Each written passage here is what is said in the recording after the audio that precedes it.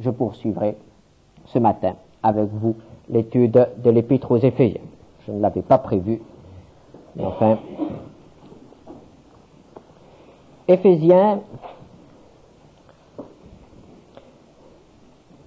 4, à partir du verset 17.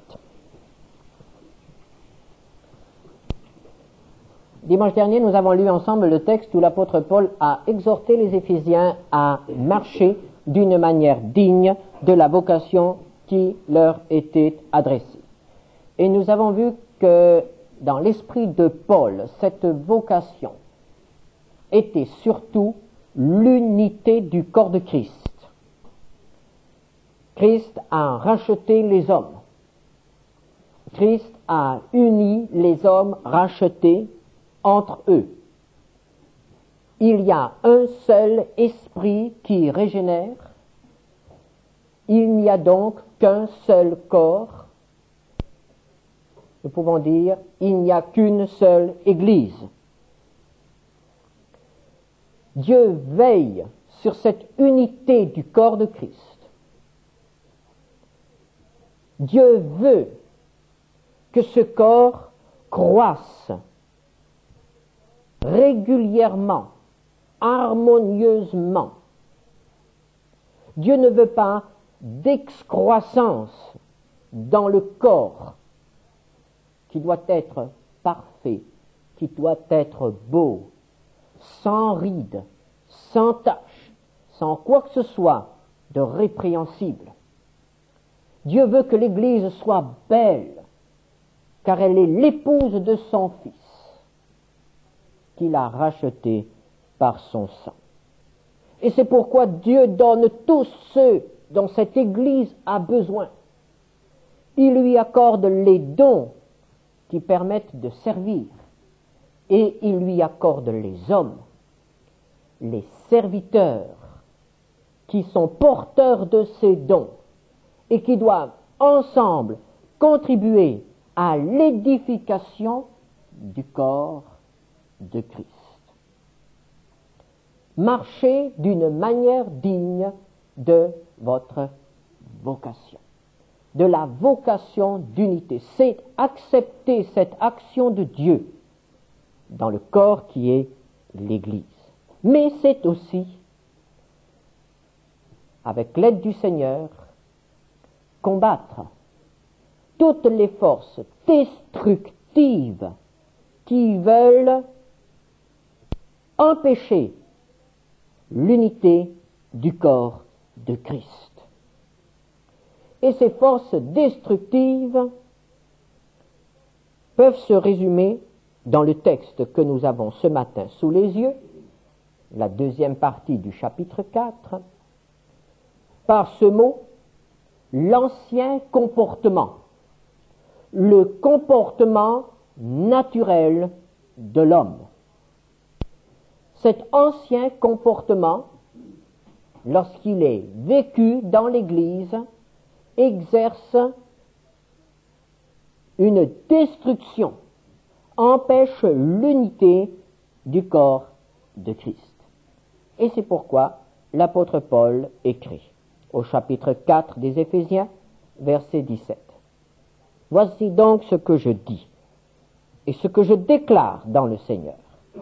C'est que vous ne devez plus marcher comme les païens, qui marchent selon la vanité de leurs pensées. Ne plus marcher comme les païens. Nous pourrions dire aujourd'hui, vous ne devez plus marcher comme les incrédules, comme les inconvertis.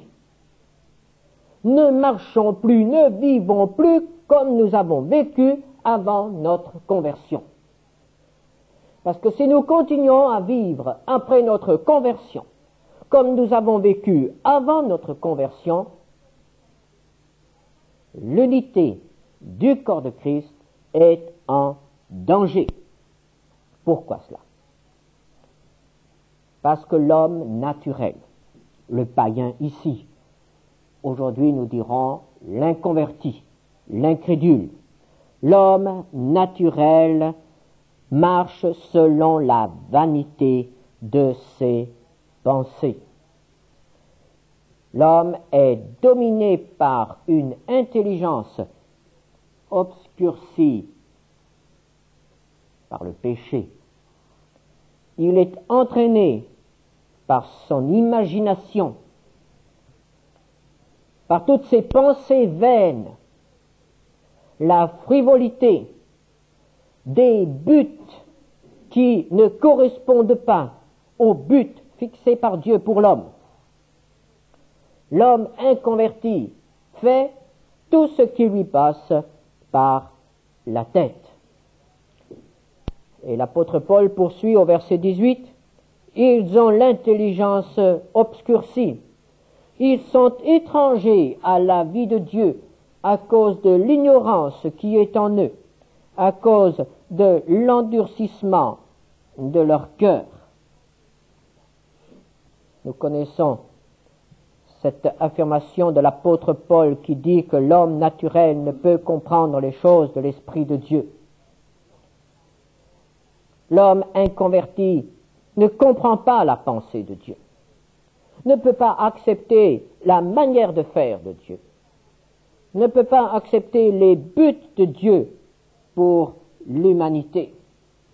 L'homme naturel résiste à Dieu. Il ferme son cœur à l'action de Dieu.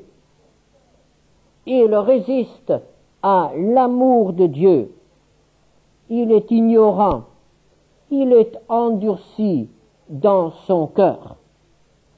Et Paul poursuit au verset 19, « Ayant perdu tout sentiment, ils se sont livrés à la dissolution pour commettre toute espèce d'impureté, jointe à la cupidité. » Et là, l'apôtre Paul montre les deux grandes forces qui dominent l'humanité, l'impureté et la cupidité, la sexualité et l'argent. Vouloir posséder toujours davantage, vouloir jouir toujours davantage, voilà les lignes de force qui sont dans notre humanité, qui sont dans notre société. Et ces pensées-là, ces choses-là ne sont pas conformes à la pensée de Dieu. Les hommes irrégénérés sont entraînés par toutes sortes de passions et de désirs. L'amour de l'argent, le désir de puissance par l'argent, l'orgueil que procure la possession de l'argent et l'impureté. Ils ont été livrés à la dissolution. Ils sont sans frein. On abolit aujourd'hui toute loi morale. Et le grand slogan, c'est aujourd'hui « Tout est permis », pourvu que cela procure du plaisir. Tout est permis. C'est la loi du plaisir. Et Dieu les abandonne. Il les livre à leur sens réprouvé. Ils ont voulu renverser les barrières. Et ils sont maintenant sans garde-fou. Ça, c'est l'ancien comportement. C'est ce qu'il y a dans le cœur naturel de l'homme. Et quand nous disons « ils ont fait cela », nous pourrions aussi dire « nous l'avons fait ». Si nous ne l'avons pas fait dans toute la plénitude, notre cœur normal, notre cœur naturel, porte quand même en lui ses passions et ses désirs. Nous sommes capables de faire le mal comme les autres. C'est l'ancien comportement. c'est le comportement de l'homme irrégénéré. Et l'apôtre ajoute alors au verset 20, « Mais vous ». Et il y a ici ce tournant. « Mais vous ». Et nous comprenons qu'il s'adresse là à des gens qui ont fait une expérience dans leur vie, à des gens qui sont maintenant différents. Mais vous, ce n'est pas ainsi que vous avez appris Christ. Vous avez une attitude différente. Pourquoi? Parce que vous avez été instruit de la pensée de Christ. Vous avez appris Christ. Vous avez rencontré Christ et vous êtes à l'école de Christ. Et vous êtes en train de devenir disciple de Christ, c'est-à-dire que vous êtes en train d'accepter les règles de conduite qu'a enseigné Jésus-Christ. Et vous êtes en train d'apprendre les sentiments qui étaient en Jésus-Christ. Mais vous, il y a un changement, il y a une différence entre ceux qui ont rencontré Jésus-Christ et ceux qui ne l'ont pas rencontré. Verset 21. Si du moins vous l'avez entendu, et si conformément à la vérité qui est en Jésus, c'est en lui que vous avez été instruits à vous dépouiller, en égard à votre vie passée, du vieil homme qui se corrompt par les convoitises trompeuses. Vous avez été instruits à vous dépouiller.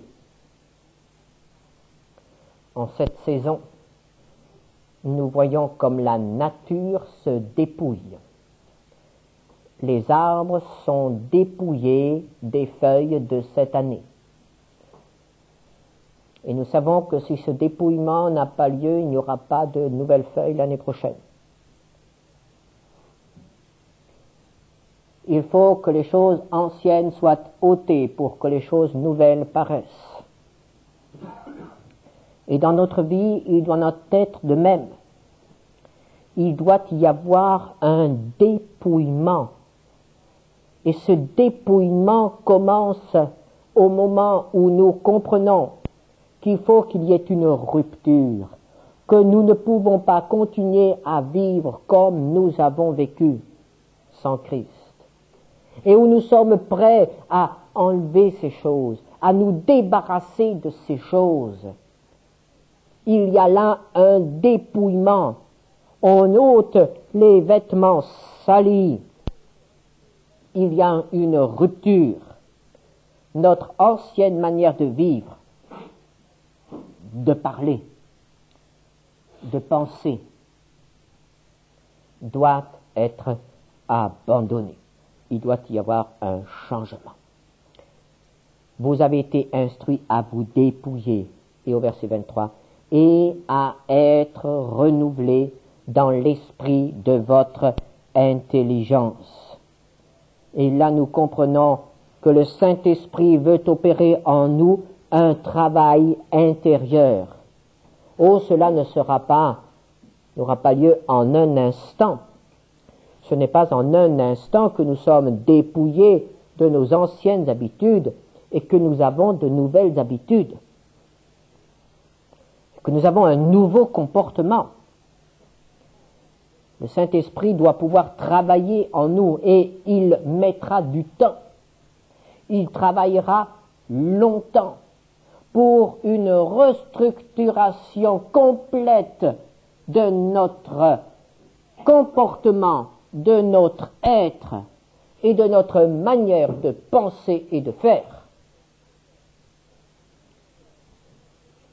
Il veut reconstruire l'édifice et tous les domaines de notre vie sont touchés par cette reconstruction. Il ne s'agit pas de réparer l'ancienne nature. Il ne s'agit pas de l'embellir. On ne met pas de vin nouveau dans de vieilles outres. On ne met pas une étoffe neuve sur un habit qui est trop usé pour être réparé. Il faut un changement total. Ce qui est ancien doit être enlevé. Et nous devons accepter d'être débarrassés de ces choses anciennes. Et ce qui est nouveau doit être revêtu. Et c'est pourquoi il faut que nous acceptions de collaborer avec le Saint-Esprit. L'Esprit de Dieu ne fera rien sans notre consentement. Il faut accepter de lui permettre de nous éclairer par la lecture de sa parole.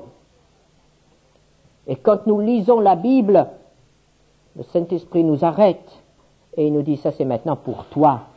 Réfléchis à cela. Permets-moi d'appliquer cela dans ta vie. Et il faut permettre au Saint-Esprit de nous remettre en question par la lecture de la parole de Dieu. Nous sommes peut-être persuadés de bien agir. Et voici qu'en lisant la parole de Dieu, nous nous apercevons que nous nous trompons. Alors il faut reconnaître ces choses. Et il faut permettre au Seigneur de rectifier encore pour créer cet homme nouveau qui est celui que Dieu veut bénir et employer. Alors l'apôtre Paul, qui est un homme pratique, en vient à des choses très précises. Et nous sommes même étonnés qu'il soit si précis que cela. Du verset 25 au verset 32, ce sont des choses très précises.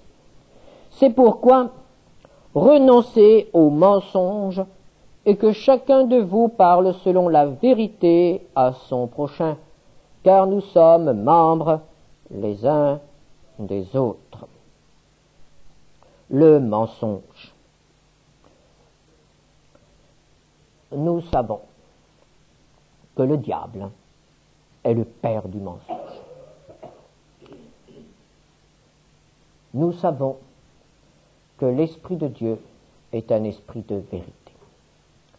Jésus est la vérité. Il ne peut y avoir de compromis entre le père du mensonge et l'esprit de vérité. Nous savons que les menteurs auront leur part dans les temps de feu. Et pourtant, l'apôtre écrit là à des gens qui le savaient aussi. L'apôtre écrit aux chrétiens, n'est-ce pas? L'épître aux Éphésiens est une épître destinée à des croyants. C'est donc à des croyants que l'apôtre dit « renoncez aux mensonges ».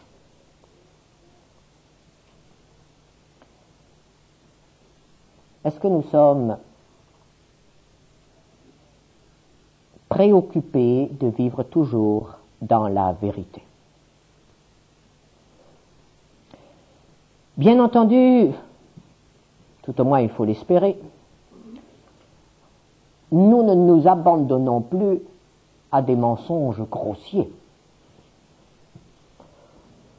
Alors, certaines de ces affirmations qui sont absolument contraires à la vérité.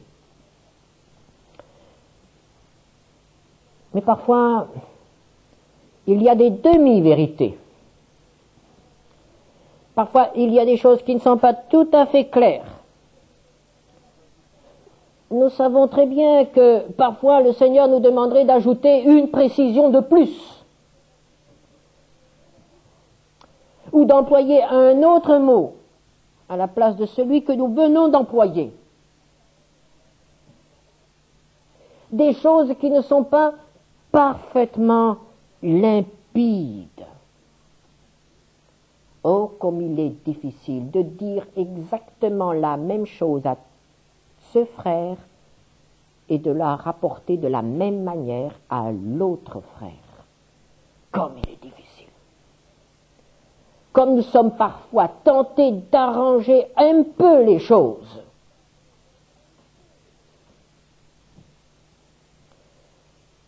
est-ce que l'esprit de vérité peut accepter cela?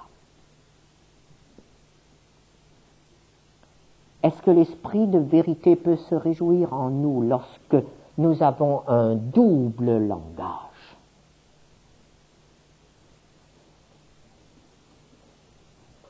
La vérité, c'est la vie dans la lumière. Il faut que cela soit limpide. Il faut que je puisse, à toute occasion, rendre compte de ce que j'ai dit et en assumer l'entière responsabilité. Cela ne veut pas dire que nous ne nous trompons pas. Nous avons souvent des raisonnements qui s'égarent. Et ça, c'est humain. On ne nous tiendra pas grief de nos erreurs de jugement et d'appréciation. Mais ce qui doit être évité, c'est le camouflage. C'est la transformation de la vérité. L'apôtre Paul dit, nous sommes membres les uns des autres. C'est-à-dire qu'il y a ce lien qui nous unit malgré et envers tout. Et ce lien porte un nom. C'est l'Esprit de Dieu. L'Esprit de vérité nous unit. Et lorsque nous parlons à un frère, il faut nous souvenir que nous sommes unis à lui spirituellement par l'Esprit de vérité.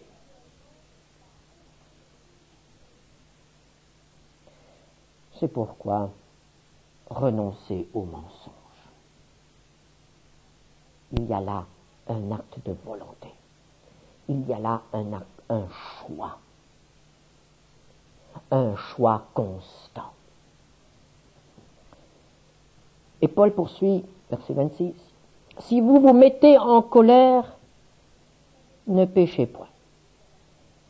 Que le soleil ne se couche pas sur votre colère. Et ne donnez pas accès au diable. »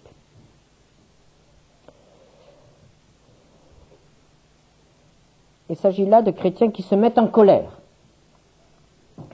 Vous me direz peut-être, ça n'existe pas. Un chrétien ne doit plus se mettre en colère.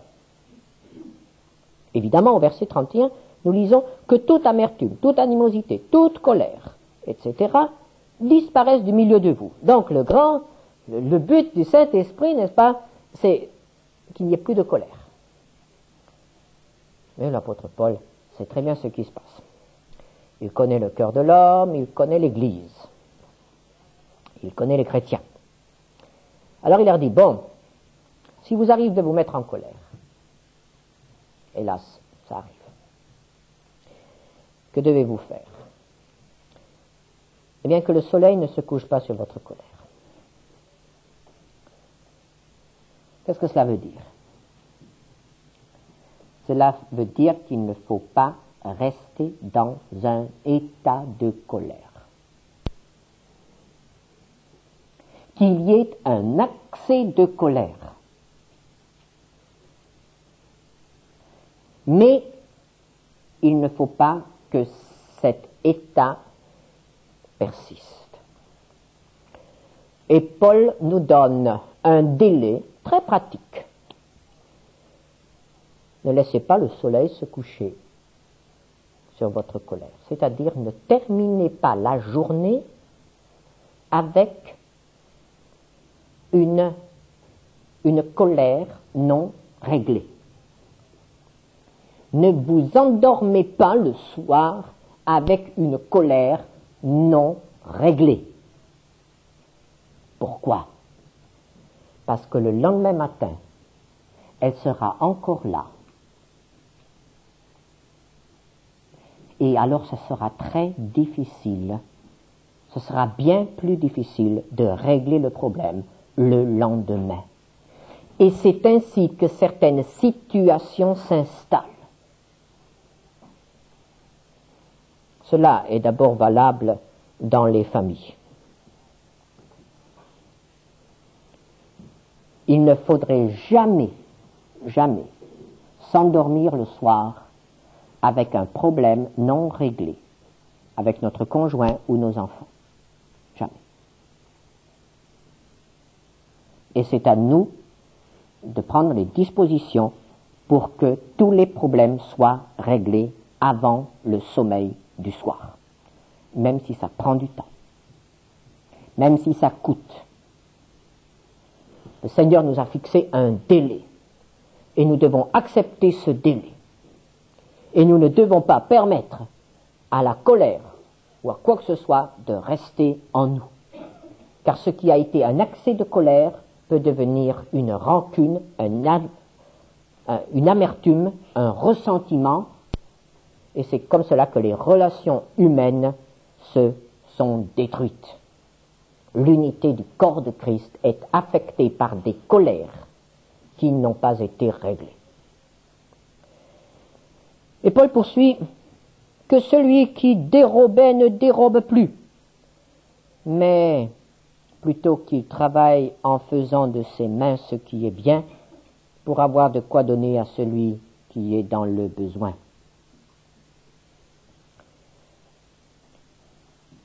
C'est la même chose que pour la vérité, pour le mensonge. Un chrétien ne vole donc pas. Ce sont des choses qu'un chrétien ne fait plus. Nous sommes tous d'accord. Et pourtant, c'est à des chrétiens que Paul s'adresse. Oh, bien sûr, c'était peut-être des chrétiens qui étaient au début de leur vie avec le Seigneur. C'était des chrétiens qui vivaient dans une société tout à fait corrompue, qui avaient un passé terrible.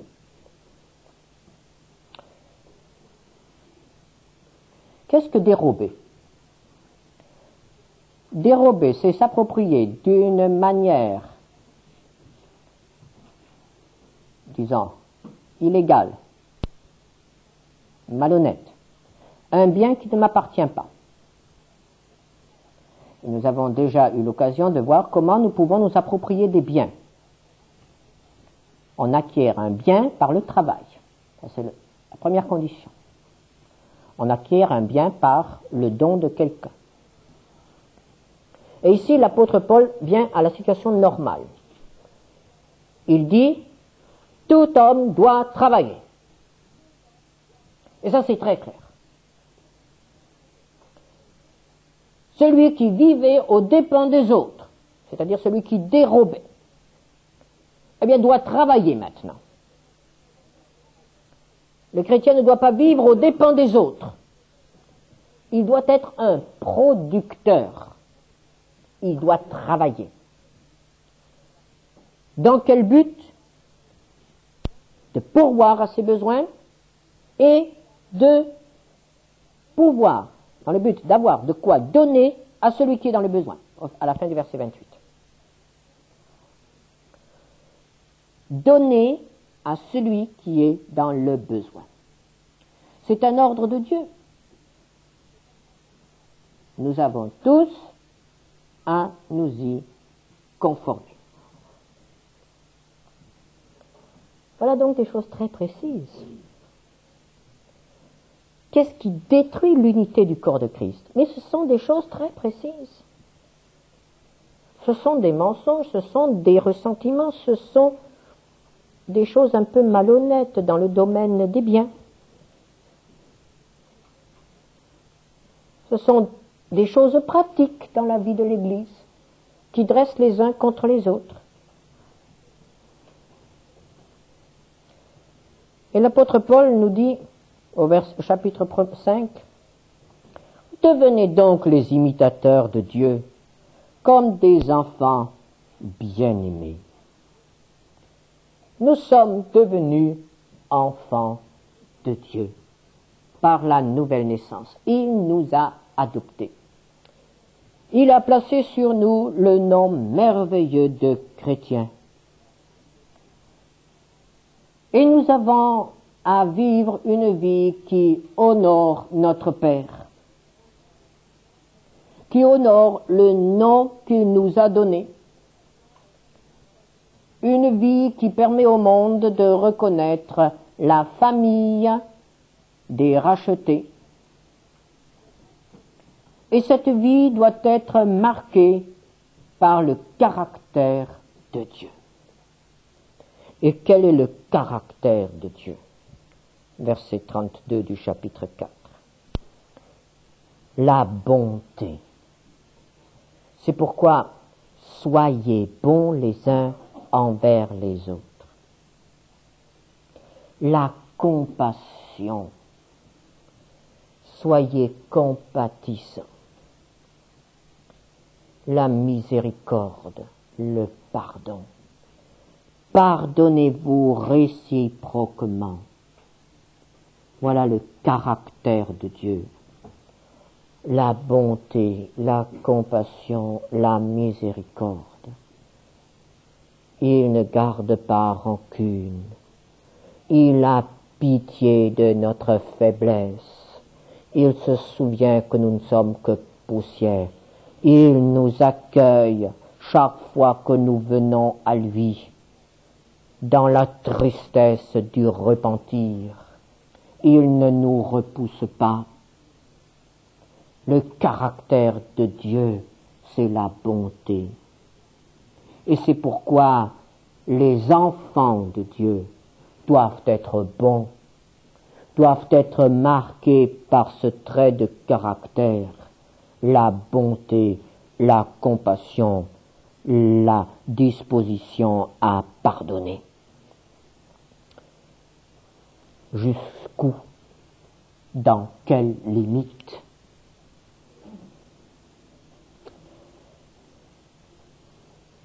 Paul poursuit, marcher dans la charité, à l'exemple de Christ qui nous a aimés et qui s'est livré lui-même à Dieu pour nous comme une offrande et un sacrifice de bonne odeur. Jusqu'où le Fils est-il allé? Dans sa bonté envers nous, jusqu'où? Quelles ont été les limites à sa compassion, à sa bonté envers nous? Eh bien, les limites ont été fixées sur la terre par 2 morceaux de bois, une croix. Jusque-là, il est allé, jusqu'à la croix. Là, nous avons le lieu où Jésus est allé, cloué sur une croix. Les limites, c'est le sacrifice total de sa vie, le don de son sang, de son être tout entier. La bonté de Christ envers nous lui a coûté quelque chose.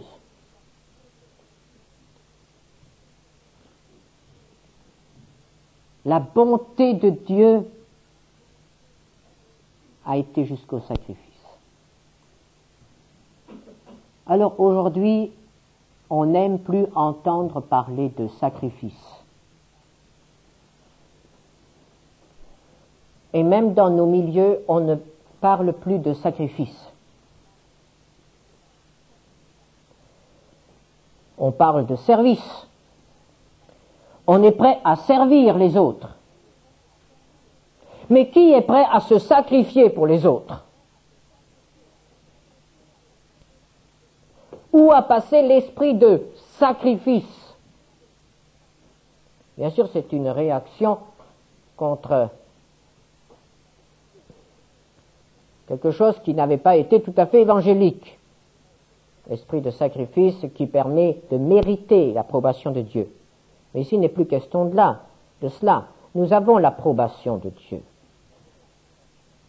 Jésus avait l'approbation de Dieu. Et il est allé jusqu'au sacrifice. Est-ce que nous parlons encore à nos enfants de la nécessité du sacrifice et de la beauté du sacrifice? On parle des droits, mais on ne parle plus beaucoup du sacrifice. Et c'est pourquoi, très souvent, notre service que nous rendons à Dieu ne nous coûte pas très cher. Et ce qui ne coûte pas très cher, habituellement, ne vaut pas cher. Qu'en est-il de notre notion du sacrifice? Aimer les autres jusqu'au sacrifice, jusqu'au renoncement de certaines choses légitimes et bonnes.